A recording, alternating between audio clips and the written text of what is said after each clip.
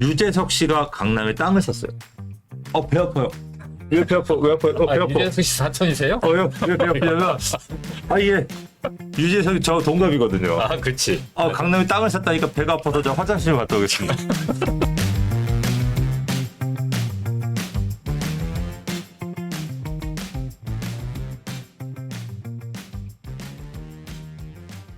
굉장히 배가 아프네. 갔다 오신 거 아니었어요? 그래서 근데 이게 이렇게 배만 아파할 만한 상황이 아니고 그 속에서 이 비아파트 시장의 문제가 얼마나 심각한지 이게 여러분들 잘못 생각하는 부분들이 있다라는 거죠. 왜냐면 이 하락을 주장하는 대표적인 주자가 한 명이 계세요. 여러분 딱 머릿속에 생각나는 그분이 영상에 자주 나와가지고 내가 잘 안 보는데 하도 많이 얘기하니까 네. 자주 나와서 하시는 말씀이 아파트 가격이 하락하고 비아파트가 하락하니까 결국은 그거를 짓는 토지 가격이 급락할 거라고 얘기를 했단 말이에요. 네. 근데 그게 얼마나 말이 안 되는 얘기인지. 부동산 시장을 제대로 투자를 해보거나 네. 이게 부동산 시장에서 뭐 집을 제대로 지어봤거나 네. 여러 가지 해본 사람 같으면 그런 얘기를 할 수가 없어요. 할 수 없죠. 근데 경험이 없다 보니까 그렇게 용감할 수가 있는 거예요. 이게 예측 못하는 거를 예측하는 거를 벗어나서 알지 못하는 걸 아는 것처럼 하는 건 이게 되게 더 잘못된 거거든요. 그래서 이게 이 유재석 씨가 산 땅이 이 부동산 시장에서 우리가 알아야 될 엄청난 포인트를 가지고 있어요. 이분이 이렇게 샀다라는 게 중요한 게 아니고 그거를 샀는데 그거를 산 주변의 부동산들이 앞으로 여러분들 비아파트 시장에서 엄청난 중요한 역할을 하는 거기 때문에 논현동 땅을 샀대요. 네. 그리고 옆에 빌라도 샀대요. 통째로. 이거 여러분들이 반드시 알아야 돼요. 왜냐면 이 부분이 여러분들이 부동산 가격을 가지고 제가 아까 가격이 중요하다 했잖아요. 가격을 가지고 그 투자 가치를 판정할 수 있는 기준이 돼요. 이게 정말 중요한 내용이어서 제가 한번 설명해 드릴게요. 자, 일단 기사는 간단하게. 자, 논현동 땅 샀습니다. 200억 전억 현금으로 샀어요. 두 필지 170평 정도를 샀습니다. 170평. 평당 토지 단가가 한 필지는 1억 2,800만 원. 한 필지는 9,800만 원. 그러니까 1억 3천 이 강남의 땅을 1억 넘게 산 거죠. 잘 샀냐? 이것도 궁금하잖아요. 네. 그죠? 여러분들 유재석 씨가 땅을 사서 제가 배가 엄청 아파요. 사천 아닌데. 배 아픈데 여러분들 그게 배 안 아파도 되는 게 네. 유재석 씨가 게스트로 나와서 프로에서 누가 물어봤어요. 게스트가. 부동산은 안 하시죠라고 했어요. 그러니까 유재석 씨가 뭐라 그랬냐면 주식은 조금 해서 알지만 부동산은 잘 몰라서 안 한다고 했어요. 그러니까 부동산은 모른대. 잘 모르는 거죠. 네, 그러니까 모르는 거 맞아요. 네. 땅을 좀 잘못 샀어요. 산 거 보니까. 네, 산 거 보니까 이게 안테나 옆에 땅을 샀는데 이게 보이실지 모르겠네. 이게 약간 가로로 돼 있잖아요. 이 가로로 된 땅은 위쪽으로 일조권을 다 받아요. 그러니까 2, 3층은 제대로 질 수 있는데 4, 5층은 굉장히 집이 쪼그라들어요. 그렇죠. 굉장히 많이 이게 더군다나 길어서 더 많이 쪼그라들어요. 그러니까 땅이 그렇게 좋은 땅이 아니에요. 유재석 씨가 진짜 현명했으면 길게 샀어요. 세로로. 길게, 세로로. 네. 이렇게 세로로 사면 이 정도 땅의 가치는 있는데 조금 비싸게 산 편이에요. 근데 돈이 워낙 많으니까 200억. 네, 이렇게 썼으면 이걸 파신 분은 이 돈을 가지고 경기 살기 위해 돈을 좀 써야지. 아, 그렇죠. 네, 그럼 뭐 좋은 일이 일어날 거예요. 자, 이제 이 얘기를 하려고 한 건 절대 아닙니다. 오해하지 마시고.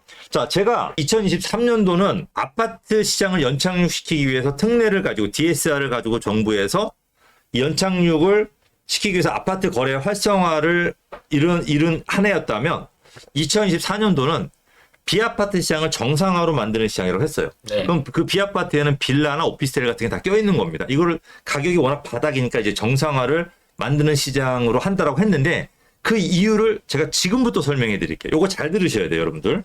굉장히 중요합니다. 자, 유재석 씨 사진이 있네요. 그죠? 저희 동갑입니다, 이 친구하고. 네. 자, 동안이네. 네, 돈이 굉장히 많아서 친구하고 싶은데. 자, 여러분들, 자, 여기서 유재석 씨가 이 땅을 샀는데, 이 땅을 가지고 이제 빌라를 진다고 보자고요. 빌라를. 자, 되게 유명한 하락의 대표적인 분이 방송에 나와서 이런 말을 했어요. 주택값, 빌라 값이 떨어지면은, 아파트 값이 떨어지면은, 그거를 짓는 대지 값도 떨어진다. 얼마나 몰라서 하는 얘기. 이 사람은 집을 지어보지도 않고, 저는 빌라도 지어보고 20층이 넘는 오피스텔 도시형을 갖다가 저는 4, 5채를 지은 사람이에요.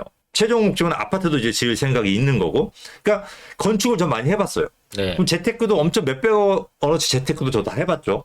굉장히 많이 재테크를 해본 사람 입장에서는 이게 얼마나 말도 안 되는 소리인지. 왜냐면 자 여러분들 이 계산해 볼게요.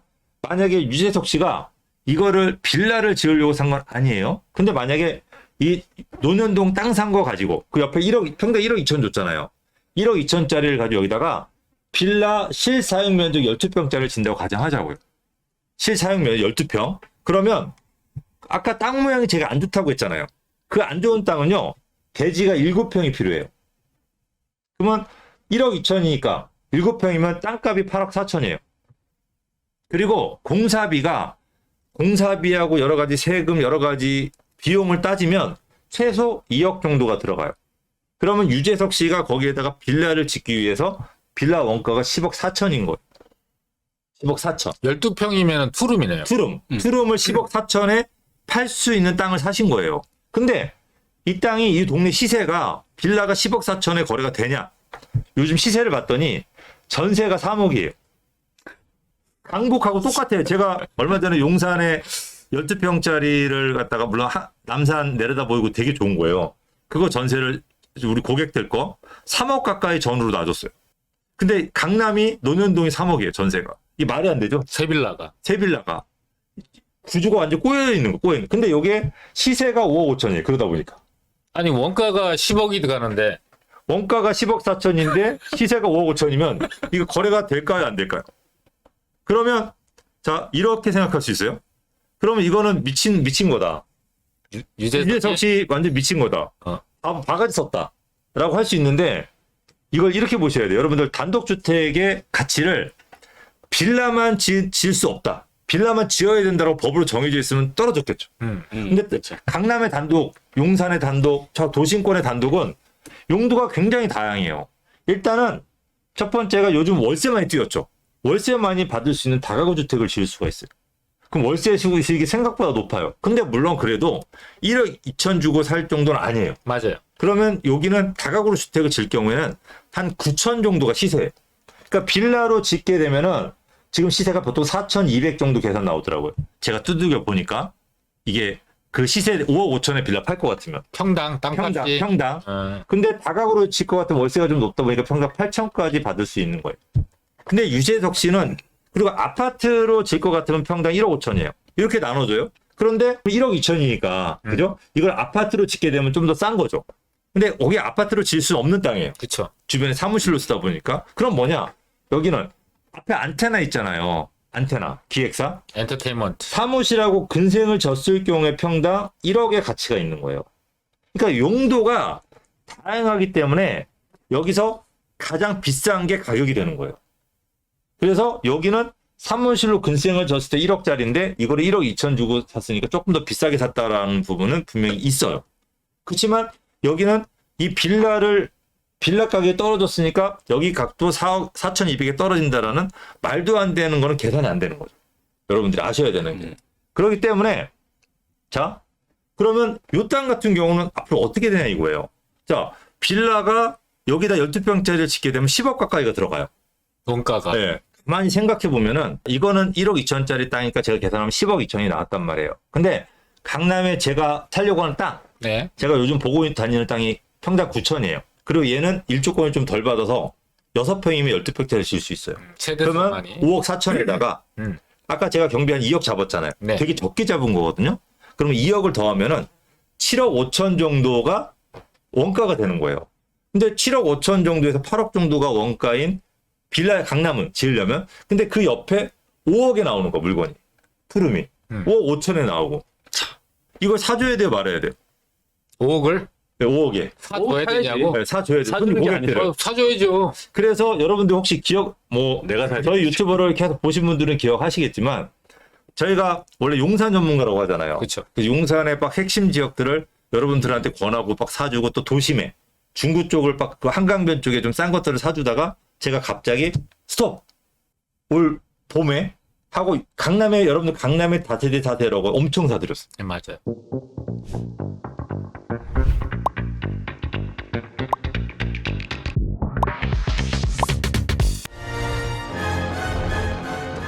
그때 5억대는 무조건 다 사드렸어요. 그때 이제 뭐 일원동 사드린 거는 뭐 거기 모아주택이 되니까 뭐 저희가 5억에 사드린 게 9억 되고 10억 된 거는 그거는 개발되니까 이제 그렇다 쳐요. 그렇죠. 그건 저희가 워낙 초창기에 정말 사람들이 안 살 때 사드렸으니까 걔는 좀 많이 뛰었고, 그렇지 않은 강남에 저희가 5억에 사드린 빌라들 있죠. 얘네들은 걱정이냐 이거야. 지금도 많이 안 뛰었어요. 저희가 5억 2천에 사드렸는데 지금 시세가 5억 4천이야. 2천밖에 안 뛰었어. 자, 1년 물론 1년 안 됐죠. 네. 그죠? 근데 2천밖에 안 뛰었으면 되게 슬퍼야 되는데 전혀 걱정이 없어요. 왜냐면 옆에 원가가 7억 5천 8억이에요. 이거 안 떨어져요. 왜 안 떨어지는지 제가 좀 더 설명해 드렸죠. 다른 용도로 다 사가요. 사람들이. 그러니까 9천 이하로는 안 떨어지는 거예요. 그러면은 이게 언젠가는 전세는 무조건 3억에서 4억 5천으로 뛰게끔 정책적으로 만들어줘야 돼요. 그게 정책으로 내년에 만들어준다는 거예요. 전세 무조건 띄울 수밖에 없습니다. 강남의 빌라들, 용산의 빌라들, 오피스텔들은 전세가 뛰게끔 조정을 해야 돼요. 이게 상식선이기 때문에 상식을 지켜야 돼요. 정부에서. 그렇죠? 그 다음에 그 중에서 이제 개발되는 거는 10억 이상 뛰는 거죠. 왜냐면 아파트를 지을 수 있는 땅은 강남은 2억씩 하니까 순식간에 뛰어버리는 거죠. 근데 이제 그런 좋은 예도 있고 최소한 베이스는 7억 5천짜리를 5억에 살 수 있다라고 하는 부분을 여러분들이 안고 가고 이게 떨어질 수가 없는 구조이기 때문에 여러분들이 조금 더 편하다는 거죠. 자, 여기서 제가 아파트하고 빌라의 가격을 가지고 여러분들한테 이 빌라가 왜 안전한지 아파트는 어떻게 구조가 이루어져 있는지 제가 한번 설명해 드릴게요. 자, 이게 지금 제가 좀 전에 논현동은 여러분들이 알고 있는 대표적인 상급지잖아요. 좋은 지역. 근데 요번에 여기는 마포입니다. 마포. 아니면 성동구. 마포나 성동구나 이 지역은 대표적인 중급지죠. 중급지입니다. 이 지역의 중급지들 요즘 가격, 뭐 노량진도 그렇고 평당 4천만 원 전후합니다. 평당 4천만 원. 그러면 자, 우리가 빌라를 34평짜리 빌라, 전용 25평, 34평 빌라를 짓는다고 가정을 하고 그 옆에다가 아파트 34평을 짓는다고 가정을 하자고요. 자, 이 원가를 한번 따져보자고요. 대지를 보면은 빌라는 용적률 200% 쓸 수 있습니다. 재건축 아파트는 250% 쓸 수 있고 재개발은 보통 한 230% 전후의 용적률을 쓰는데 제가 그냥 넉넉하게 잡아서 250%로 계산할게요. 그러니까 용적률을 되게 후하게 준 거예요. 아파트에다. 그럴 경우에 대지가 빌라 34평을 짓기 위해 대지가 17평이 필요합니다. 그리고 아파트를 짓기 위해서는 14평의 대지가 필요하고요. 자, 이게 팩트입니다. 그러면 여기 평당 4천이라고 그랬잖아요. 그럼 평당 4천을 곱해줍니다. 그러면 이 빌라는 땅이 6억 8천원어치가 필요해요. 그러니까 빌라 34평을 짓기 위해서는 토지 가격을 6억 8천을 줘야지 내가 살 수 있는 거고 아파트를 짓는 거는 평당 4천을 곱하니까 5억 6천이면은 아파트를 짓는 땅을 살 수가 있는 거죠. 자, 이게 아파트 땅에 대한 가격이에요. 그리고 이제 위에다 건물 짓는 공사비는 자, 빌라는 평당 제가 800에서 약 900 정도를 계산했어요. 그랬더니 2억 7천 정도가 빌라 짓는 비용이 나옵니다. 자, 아파트는 조금 더 들어가죠. 그래서 1,000만 원 계산했더니 3억 5천 정도가 나옵니다. 그리고 아까 기타 비용은 여기에 대한 뭐 설계비라든지 각종 제세, 이자, 그 다음에 건축 마진까지 다 포함하면은 기타 한 2억 정도가 들어가고 아파트는 2억 5천 정도의 기타 비용이 들어갑니다. 이럴 경우에 이거를 합칩니다. 요 세 개를 합치면은 원가입니다. 원가. 마포에다가 34평 빌라를 짓기 위한 원가가 11억 5천이 들어갑니다. 그리고 34평 아파트를 짓는데 원가가 11억 5천이 들어가요. 이렇게. 가격이 거의 비싸게 들어가요. 아파트를 짓나 빌라를 짓나. 그런데 자, 시세를 보면은 빌라가 9억이 시세예요. 신축. 이거 굉장히 많이 쳐준 거예요. 실제로 9억이 거래 안 되는데 건축하시는 분들이 내놓은 금액이 9억이에요. 자, 근데 아파트는 16억에서 18억 정도가 시세로 거래가 돼요. 실제로. 마포의 아파트가. 그러면 자, 원가가 11억 5천인데 아파트가 시세가 17억 이라고 한다면 프리미엄이 4억 5천에서 5억 5천이 붙어버린 거예요. 그리고 빌라 같은 경우는 프리미엄이 어떻게 돼요? 마이너스 2억 5천이 붙어버린 거죠. 요게 현실인 거죠. 여러분들이 아파트가 원가가 비싸기 때문에 아파트가 비싼 게 아니라는 거예요. 실제 원가는 빌라가 비싸요. 그렇기 때문에 빌라는 남아돌면은 원가 이하로 무조건 산다? 그래서 가격이 올라간다? 이런 얘기하기가 애매해요. 그럼 안 짓게 되겠죠. 안 짓고. 그렇죠. 근데 아파트는 뭐 11억 5천인데 왜 저렇게 프리미엄이 높게 붙지? 높게 거래가 되지라고 여러분들이 좀 의아할 수 있어요. 그죠? 그럼 아파트가 더 위험한 건가? 근데 이 아파트를 안 지어보거나 아파트를 지행하는 조합이나 추진이나 이런 것들을 경험해 보지 않은 분들은 그런 얘기 할 수 있는데 이게 아파트 재개발을 통해서 또 재건축을 통해서 아파트 짓는 거 엄청 힘들어요. 특히 지역주택 조합은 거의 불가능하고 이 여러분들 우리 재개발 시장에 추진이 동의를 50% 받는 지역들 많잖아요. 네. 이 50% 동의 받는데 1년 걸려요. 그것도 빌라 많은 지역이. 그리고 70% 동의를 받으려면 진짜 힘들어요. 75%? 이건 거의 불가능해요. 근데 그렇게 지금 조합이나 이런데 그 67% 이상 받아야지 다 이게 통과가 되잖아요. 그렇죠. 그러니까 정말 어려운 일을 몇 년 동안 해내는 거예요. 그러니까 재개발 보통 15년 걸리잖아. 그죠? 그 어려운 일을 해내서 짓는 아파트니까 이렇게 프리미엄이 높게 붙는 거예요. 어려우니까. 근데 대가라. 빌라는 내가 땅 하나 사서 거기다 지으면 되잖아요. 그렇죠. 그러니까 프리미엄이 붙을 일이 없는 거예요. 그러니까 얘는 그냥 이 원가에서 마진 일부 왔다 갔다 하면서 이제 붙는 게 이제 되는 거죠. 근데 이제 문제는 뭐냐면 이 빌라도 그렇고 오피스텔도 그렇고 도시형도 그렇고 그거를 짓는데 원가는 이렇게 비싼데 시세가 굉장히 낮은 거예요. 그러니까 9억에도 안 팔리니까. 그러면 이 11억 5천원짜리를 누가 짓겠어요? 그래서 빌라가 큰 게 없는 거예요. 다 원룸, 투룸 이 정도만 짓는 거죠. 그렇죠. 원룸 투룸도 그나마 걔네들은 개수가 나오니까. 개수가 나오니까. 그러니까 이게 지금 아까 논현동 유재석이 산 땅도 원가가 10억인데 주변 시세는 5억 5천이에요. 5억 5천이요? 절대 이것도 원가는 11억 5천인데 주변 시세는 9억이고 실제 거래하려면 8억이나 팔릴 수 있어요. 그럼 누가 집을 짓겠어요? 이러다 보니까 아예 공급이 없는 거예요. 이게 자 내년 되면 더 심각해져요. 그러면 이거를 살리려면 어떻게 해야 될까? 얘가 시세가 낮은 이유가 뭐죠? 전세값이 많이 그죠? 무너졌죠. 역전세가 걸려있기 때문에 얘가 낮은 거예요. 그러면 역전세가 걸려서 얘가 낮은 거니까 결국 어떻게 될까요? 전세를 역전세를 살려줘야 돼요. 아니면은 월세를 높게 올리든가. 그러니까 정부에서 지금 하는 보증 있죠, 이거. 네. 그 보증보험 가입하는 게 얼마나 잘못됐는지. 그거 그 상태가 계속 간다고 한다면 빌라 공급은 앞으로도 제로예요. 맞아요. 그러면 우리가 지금까지 아파트 전세가 내년에 폭증하잖아요. 네. 근데 빌라 그나마 대체적으로 아파트 전세가 폭증하면은 빌라로 수요가 좀 넘어와서 그나마 수요가 분산돼서 아파트 전세가 안정화돼야 돼야 되거든요. 근데 빌라 공급이 없어. 도시형 공급 없어. 오피스의 공급 없어. 그럼 어떻게 될까요? 빌라 살 집이 없는 거지. 살 집이 없게 되면 가격이 올라. 결국 아파트 전세는 더 뛸 거고 네. 그 차이가 벌어지게 되면 그 빌라 전세는 어떻게 될까요? 그렇죠. 따라갈 수밖에 없는 거죠. 그렇죠. 따라갈 수밖에 올라가죠. 없는데 이게 보증보험이 딱 막혀 있어. 그러니까 그럼 월세로 전환해요. 그럼 월세는 어떻게 될까요? 월세가 폭등하지. 폭등. 폭증해 버리는 거예요. 그러니까 말도 안 하는 부작용을 일어나면 누군가 그 피해는 오로지 보는 거죠. 오로지. 앞서서 유튜브 때 말씀드렸지만은 그러니까 국토부 장관이 취임하면서 오죽했으면 그 심각성을 저보다 모르겠어요. 더 잘 알지. 그러니까 그 취임하면서 야 이거 비아파트 시장 활성화해야 됩니다. 이거 심각합니다. 취임하면서 얘기했어요. 그리고 이 바로 부동산원에서 정부 산하기관에서 열심히 조사해가지고 그 길게 60페이지 가까이를 전부 다 비아파트 얘기만 다 써놨어요. 그래서 이거 살려야 됩니다. 읍수한 거죠, 정부에다. 자, 민간 업체들도 이거 장난 아닌 거야.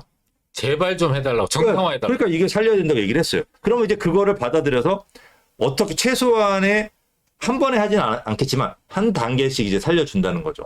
그러니까 여러분들이 그 언저리에서 여러분들이 기다릴 필요가 있는 거예요. 그러면 내가 11억 5천짜리 원가를 내가 8억에 샀어요. 네. 좀 7억에 살 수 있어. 그럼 여러분들이 가치를 보지 말고 가격만 보라고요.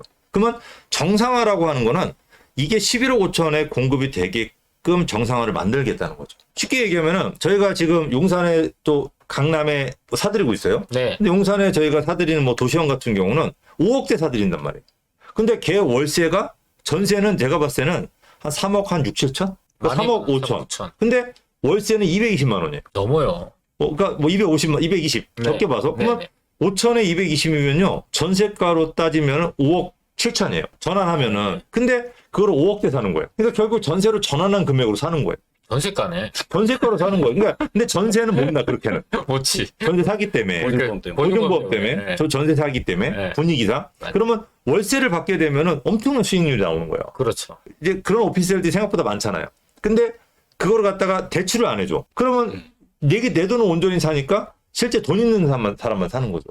월세가 많이 나오는데. 그러니까 정부에서 이 대출만 풀어주게 되면은 이거를 내가 사서 대출 받아가지고 월세를 받아서 갚고 엄청난 수익률을 올릴 수가 있는 거예요. 좋은 상품이 되는 거고.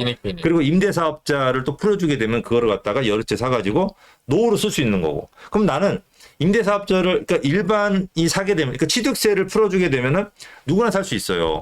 그런데 자기가 받고 싶은 월세 다 받을 수 있지. 근데 그러면 누군가 또 비싼 월세를 내야 되잖아요. 그러면 그때는 임대사업자를 또 풀어줘요. 그럼 임대사업자는 이 임대료의 상한선이 있어요. 마음대로 못 올려. 마음대로 못 놓고. 그러니까 임대사업자를 내신 분들은 또 그 동네 시세 대비 70% 수준에 싸게 세를 놓는 거죠. 그럼 서로 윈윈을 할 수 있잖아요. 그렇죠. 우리 대한민국이 가장 큰 장점이 뭐냐? 이 여러분들 가계부채보다 국가부채를 봐보세요. 대한민국은요, 국가부채가 없어요. 미국이나 일본에 비하면요, 국가부채가 전 세계에서 꼴찌예요, 꼴찌. 빚 없이 살았어요, 대한민국은. 그러니까 생각보다 되게 튼실해요. 그래서 항상 하는 얘기가, 야, 니네 빚 좀 내서 좀 뭐 이런 문제 좀 해결해줘라고 하는 거예요. 그러니까 우리나라는 그렇게 사실 빚이 없는 나라예요. 근데 국민은 빚이 많아. 근데 나라는 빚이 없어. 그죠? 속상하게. 네. 그러니까 1번이 그래요. 1번이 국민은 돈이 없어. 근데 맞아요. 나라는 돈이 많아. 그러니까 각 나라마다 특색이 있는 거예요. 그러니까 가계부채가 늘어나는 거는, 물론 너무 급격하게 늘어나면 누군가 힘들어지겠죠. 맞아요. 근데 이게 우리나라 땅값이 뛰고 인플레가 뛰고 전체 경제 규모가 뛰는 것만큼 뛸 수밖에 없어요. 그러니까 항상 발표하는 게 가계부채가 역대 최대래. 근데 내년에도 역대 최대고 내후년에도 역대 최대일 거예요. 여러분들 지금까지 계속 가계부채 30년 동안 40년 동안 역대 최대였어요. 계속. 지금 라면 값이 역대 최대입니다, 여러분. 그러니까 이 증가세만 완만하게 만들면 되는 거고 역대 최대는 맨날 역대 최대. 근데 그거를 기사를 너무 갖다 써요. 역대 최대가 큰 문제라고. 네. 자, 여러분들 혹시 오해하실 수가 있는데 아파트 시장에 이제 프리미엄이 그렇게 붙어서 이제 거래가 된다라고 하는 거, 이 부분은요, 여러분들 이렇게 보셔야 돼요. 아파트는 프리미엄이 붙어서 거래될 수밖에 없어요. 그 아파트는 하나의 이 상품이에요, 상품. 우리가 5천 세대짜리 아파트가 있다고 치자고요. 많죠, 5천 세대 아파트. 뭐 저기 파크리오라든지 뭐 이렇게 뭐 헬리시티는 뭐 더 많죠, 더 크죠. 그리고 둔천중공도 이제 앞으로 만 세대가 되는 거고. 뭐 엘리트가 나오죠. 반포레미안이라든지 뭐 반포자이 같은 경우 뭐 3천 세대 넘죠. 5천 세대 아파트가 5천만 원씩 뛰면은 2,500억이 뛰는 거잖아요. 네. 그죠? 근데 가정하는 거예요. 이 30평형대가 한 집당 5천만 원이 뛰잖아요. 그럼 2,500억이 뛰는 거예요. 엄청나죠? 근데 2,500억이 뛰는데 아파트 몇 개가 거래되면 될까? 아파트 5개만 거래되면은 2,500억이 뛰어요. 그러니까 30억짜리 아파트가 5개가 거래되면은 150억이잖아요. 그죠? 그거를 대출을 끼고 사잖아요. 대출을 끼고 내가 20억을 대출 끼고 10억에 산다. 그럼 50억이잖아요. 5채. 그럼 내가 50억만 있다고 한다면 이 5천 세대 아파트를 2,500억을 뛰게 할 수 있는 게 아파트예요. 여러분들 경험해 보셨잖아요. 제일 바닥에 있는 것들만 싹 사면 거래가 되면은 나머지 것들은 알아서 가격이 다 뛰게 돼 있어요. 근데 우리 단지만 뛰는 게 아니에요. 옆에 5천 세대는요, 5천만 원까지 안 뛰겠지만 3천만 원 뛰어 있어요. 저쪽 1,000세대짜리도 3천만 원 뛰어 있고. 그러니까 실제로 주변 영역까지 생각한다면 1조란 아파트 가격이 뛰는데 실제 거래되는 거는 50억이면 되는 거예요. 30억짜리 5개. 이게 왜 가능하냐면 아파트는 획일화가 되기 때문에 똑같아요. 모든 구조가 다 똑같아요. 30평대 다 똑같아요. 향하고 이런 것만 다르니까 향하고 층만 다르니까 가격을 내가 매기가 너무 쉬워. 획일화가 돼 있다 보니까 뭐 하나가 뛰었다고 한다면 아파트는 다 같이 뛰는 거야, 한 번에. 그럼 너무나 쉽게 가격이 뛰는 거야. 떨어질 때는 또 반대로 잘 안 떨어져요. 그러다 보니까 얘는 코인처럼 지금 코인이 또 뛰고 있잖아요. 코인이 네. 많이 뛰었잖아요. 많이 뛰었어요. 그 코인이 이렇게 뛰는 이유는 이 코인을 사람들이 가치를 인정해줘서 그래요. 이 코인이라고 하는 거는 약간 불법적인 성향을 갖고 있는 사람들이 이용하기 너무 좋은 거야. 옛날 달러를 들고 다녔잖아요. 네. 근데 달러를 이제 들고 다니지 않고 이 코인을 갖다 묻어놓으면은 지갑에 넣어놓으면 그냥 아무 표도 안 나는 거야. 그러니까 그만큼 이 코인이라고 하는 거는 사용 용도가 무궁무진한 거야. 근데 우리 아파트가 그런 거예요. 사람들이 인정한 가치예요. 금처럼. 근데 이 금이, 여러분, 금이 지금 최고가를 치고 있는데 이 금이 다시 10,000원으로 내려온다고 생각해요? 절대. 10만 원으로? 예전에 45,000원 한 돈이었는데. 왔다 갔다는 하더라도. 근데 금은 우리가 목걸이 차고 반지 차고 하는 걸 실사용이라고 안 하잖아요. 그쵸. 실수요 아니잖아요. 그죠? 그러니까 금은 실수요는 그 일부인데 아파트는 다 실수예요. 그 가치가 있는 거죠. 그래서 아파트는 기본적으로 이 코인 가치, 코인 옛날에 100원 하던 코인이 지금은 뭐 몇천만 원 하잖아요. 이것처럼 아파트는 하나의 상품이에요. 우리나라 이 부동산에서 획일화된 상품이기 때문에 다 같이 1천만 원 인구가 인정하는 거기 때문에 아파트는 그 피가 기본적으로 형성이 돼 있고, 빌라는 안 그래요.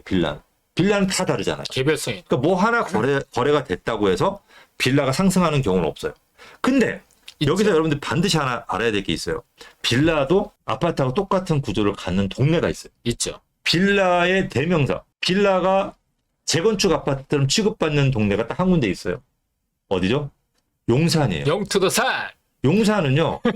여러분들 아셔야 되는 게 빌라가 다 이렇게 묶여 있어요. 이렇게. 한 동네 체인으로 공인중개사들처럼 다 묶여 있어가지고 예를 들어서 오늘 내가 한남동에 빌라가 5천만 원 높게 거래됐어. 그럼 바로 옆에 이태원동이라든지 저쪽 원효로 쪽에 또는 저 한강로 쪽에 빌라 가격 바로 3천만 원 높게 거래돼. 청파동의 빌라가 5천만 원 높게 거래됐어. 그럼 바로 서계동 빌라가도 바로 5천 원 뛰어요. 일주일 있다. 그 동네는 빌라를 아파트처럼 현금처럼 거래를 하기 때문에 그래요. 그러니까 용산은 좀 약간 다른 동네인 거죠. 근데 이게 강남도 요즘 그렇게 되고 있어요. 강남의 빌라도. 그러니까 일부 동네들, 한강변이나 우리가 상급지에 해당된 아파트 가격이 높게 형성된 지역들은 빌라들도 나중에 탄력받게 되면 한 번에 같이 뛰게 돼 있어요. 다른 동네에도 그만큼은 아니어도 조금씩 영향을 받게 되는 거. 그러니까 제가 이 원가 계산 해드리는 부분들은 제가 실제로 직접 토지를 사는 사람이고, 뭐 제가 유재석 씨 그 옆에 나온 땅도 저한테 매물로 들어와서 말도 안 되는 금액이다. 던져버렸죠. 이제 그런 것도 있고, 그 주변의 토지도 제가 항상 너무나 잘 아는 동네고, 잘 아는 땅인 거고, 제가 용산이나 뭐 동네 시세를 되게 잘 알죠. 그리고 제가 그 건축비도 제가 지금도 너무 잘 알고 있고, 지금도 제 주머니에서 건축비가 매일 빠져나가니까. 너무 잘 알고, 그걸 아끼기 위해서 저도 최선을 다하고 있고, 또 대출이요. 이쪽 유튜버 하시는 분들 중에서 제일 5손가락 안에 들 정도 많을 거예요. 그러니까 이자도 제가 지금 엄청나게 내고 있고. 그러니까 그런 부분들을 내가 다 하고 있기 때문에 제가 그걸 다 아는 거예요. 제가 그걸 맨날 결제를 해줘야지 그 돈이 나가니까. 그러니까 그 원가 부분이 분명히 존재를 하고 있기 때문에 정부에서 2024년도에는 빌라를 정상화한다? 이걸 살리기 위해서는 결국은 아까 얘기한 대로 수요를 살리는 정책으로 갈 수밖에 없고, 그 수요 살리는 거는 너무나 여섯 가지가 딱 정해져 있어요. 그걸 순서대로 풀어주지 않으면 그 수요가 살아날 수가 없어요. 물론 제일 먼저 선행을 해야 될 게 전세나 또 월세. 그러니까 전세를 살려야 되는 부분 선행해야 되고요. 이 부분은 정부가 해결해야 될 숙제고, 저희는 그 중에서 이제 가장 안전한 데 가서 기다리는 거예요. 저희 역할은. 그러면 기다리면은 분명히 그 혜택은 편안하게 여러분들이 볼 수가 있어서, 자, 2024년도 여러분들 부동산 재테크를 안전하게 친구나 누구한테 빌라나 오피스텔 또는 뭐 도시형을 산다 그러면 여러분들 그래요? 야, 왜 불안하게 그런 걸 사? 아파트 사. 그치. 그게 지금까지 그랬어요. 네. 자, 2024년도에는요, 그거 바뀝니다. 아파트 살려 그러면은, 야, 뭐하러 불안하게 아파트 사. 빌라 사. 도시형 사. 이렇게 바뀌는 한 해가 돼요. 제가 예언합니다. 물론 아무 데나 그런 건 절대 아닙니다. 절대 아니죠. 예, 저희가 이제 찍어드리는 몇 군데 지역 위주로만 가셔야 돼요. 제가 항상 그림 그려드리잖아요. 여러분들 뭐, 저 유튜브 많이 보신 분들 다 보고 계실 거예요. 그 그림 내로 가시고, 그러니까 상급지로만 가세요. 모르겠으면. 한강변 상급지 중심부만 가세요. 멀리 가지 마세요. 업무타운으로 가세요. 업무타운. 소약세권. 그래도 모르겠다고 한다면, 저희가 이제 세미나를 준비해서 여러분들한테 절대 후회하지 않고 안전한 지역에 관해서 여러분 설명해드리고, 그거를 스스로가 여러분들이 공부하는 거예요. 납득을 해야죠. 스스로가. 그 납득을 하는 시간을 여러분들 세미나를 통해서 하시고, 그걸 통해서 여러분들이 알고 계시면 2024년도에는 비아파트가 정말로 좋구나. 월세를 이렇게 많이 받은 것들은 오를 수밖에 없구나. 라는 걸 여러분들이 확실하게 알고 가실 수 있을 겁니다.